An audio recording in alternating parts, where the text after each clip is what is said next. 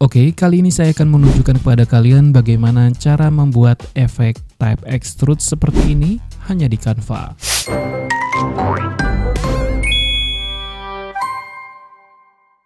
Pertama, kalian buka website Canva, setelah itu kalian buat project canvas kalian.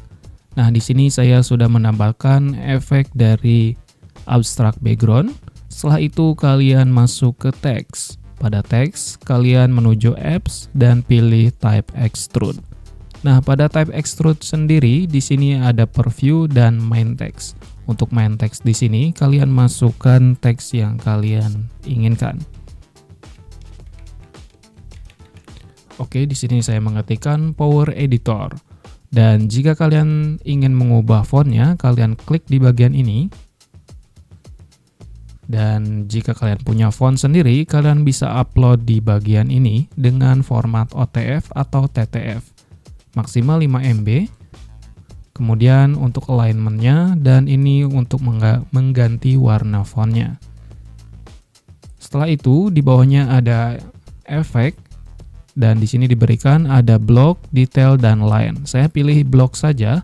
Dan untuk warna extrude-nya di sini, kalian bisa ganti. Dan saya tetap memilih warna default-nya, warna biru. Dan yang paling penting di sini adalah kita bisa mengcustom di bagian extrude-nya.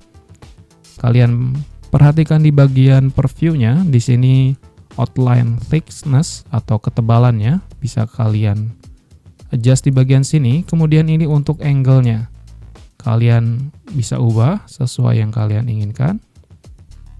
Oke, saya kira di sini cukup. Dan kemudian untuk extrude length atau panjang dari extrude-nya, kita akan coba. Oke, saya kira ini cukup. Kemudian jika sudah, kalian bisa add to design. Nah, maka akan muncul seperti ini di kanvas kalian. Dan kemudian kalian tinggal adjust saja, sesuaikan dengan layout atau desain kalian. Bagaimana? Mudah bukan? Share, like, and comment jika itu bermanfaat, dan nantikan video-video terbaru lainnya hanya di channel Power Editor. See you in the next video.